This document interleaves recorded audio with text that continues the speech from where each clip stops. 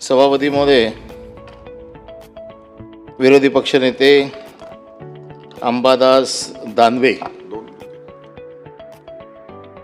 यांना खरं म्हणजे आज सदिच्छा त्यांच्याबद्दलच्या त्यांना सदिच्छा देण्यासाठी त्यांचं कौतुक करण्यासाठीचा हा कार्यक्रम आहे। जरी या कार्यक्रमाचं नाव निरोप समारंभ असला तरी देखील अशा पद्धतीने कोणाला निरोप देता येत नाही। मगासपासून जे सांगितलं जातं ह्या टर्मचं त्यांचा हा शेवटचा अधिवेशन आहे, कार्यकाल संपतोय। परंतु आज आपण सगळे त्यांना पुढच्या कारकिर्दीसाठी शुभेच्छा देण्यासाठी इथे जमलेलो आहोत। त्यांनी केलेल्या कार्याचा गौरव करण्यासाठी इथे जमलेलो आहोत आणि सगळ्या वक्त्यांनी आत्तापर्यंत त्यांच्या कार्याचा गौरव केला। अंबादास दानवे काय आहेत याच्याबद्दलची सभागृहाच्या माध्यमातून महाराष्ट्राला जी माहिती होती त्याच्यात अजून थोडी माहिती देण्याचं काम आजच्या कार्यक्रमाच्या निमित्ताने होतंय।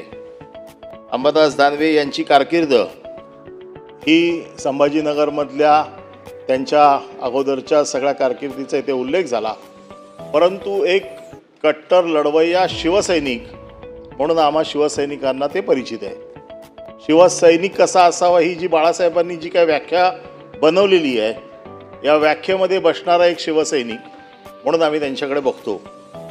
ते नगरसेवक झाले, ते उपजिल्हा प्रमुख झाले, ते जिल्हा प्रमुख झाले।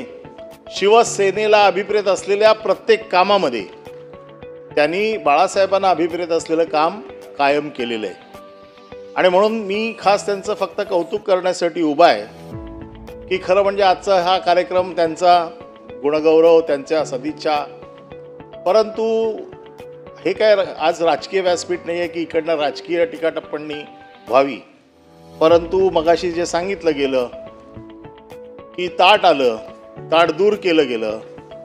दोन मित्रांनी ठरवलं की आता जे ताट येणार आहे ते आपण अर्ध अर्ध वाटून घ्यायचं आहे, परंतु ताट जेव्हा भरून आलं तेव्हा ते अख्खं ताट जेव्हा खेचून घेण्याचा प्रयत्न केला तर दुसऱ्या मित्राला साहजिक राग येणारच, कारण आपला अगोदर ठरलेलं आहे ना अर्ध अर्ध वाटून घ्यायचंय।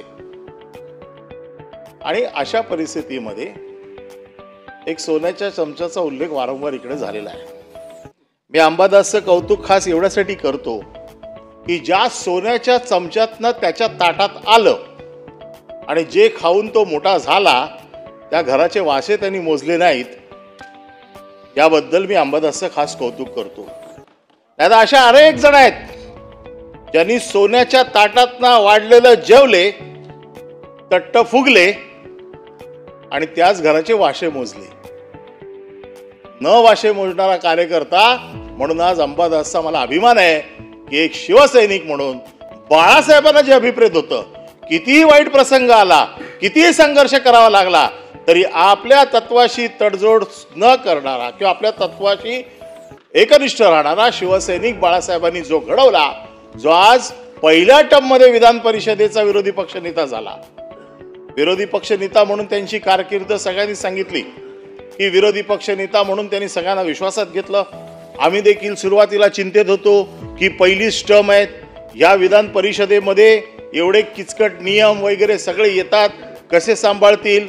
परंतु मला सांगायला अभिमान वाटतो की आम्ही फार कमी लोक आहोत, परंतु हे सगळे कमी लोक अंबादास दानवेंच्या पाठीमागे, मग काँग्रेस असेल, राष्ट्रवादी काँग्रेस असेल, शिवसेनेचे जे असतील, सगळे एकजुटीने उभे राहिले आणि अंबादास दानवेंनी सगळ्यांना एकत्र करून यशस्वी विरोधी पक्ष नेता म्हणून त्यांची कारकीर्द गाजवली।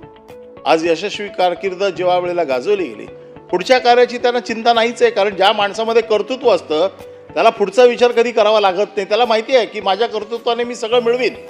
आणि अंबादास, तुमच्याबद्दल आम्हाला पूर्ण गॅरंटी आहे की तुमच्यामध्ये एवढं कर्तृत्व आहे, तुम्ही एवढे धडाडीचे कार्यकर्ते आहात की जिकडे तुम्ही उभे राहाल तिकडे कुठल्याही पदाची तुम्हाला गरज लागणार नाहीये। जिकडे तुम्ही उभे राहाल तिकडून तुमची कारकीर्द सुरू होईल किंवा फुलेल आणि त्यासाठी आम्ही सगळे तुमच्या पाठीशी उभे आहोत। मी फक्त एवढंच तुम्हाला सदिच्छा देतो की तुम्ही आम्हाला सर्व सभासदांना जे गेल्या 3 वर्षात सांभाळून घेतलं त्याबद्दल आम्ही सगळे सदस्य या विधान परिषदेचे आपले आभारी आहोत की आपण एक विरोधी पक्षनेता म्हणून आम्हा सगळ्यांवरती एवढं प्रेम केलं आणि सगळ्यांना जी समान संधी दिलीत, ज्या वेळेला आम्ही वेलमध्ये उतरायचो त्यावेळेला आपण पाठीमागून सांगायचा जास्त पुढे जाऊ नका, सस्पेंड व्हाल. म्हणजे आमची तुम्ही जी काळजी घेतली त्याबद्दल तुमचे खरोखर मनापासून धन्यवाद मानतो. आणि असंच तुमचं प्रेम नेतृत्व आम्हाला सतत लाभो अशी प्रार्थना करून मी आपल्याला शुभेच्छा देतो. नवीन घडामोडी पाहण्यासाठी आजच आम्ही मुंबईकर 24 तासला लाईक करा, सबस्क्राईब करा आणि अपडेट रहा.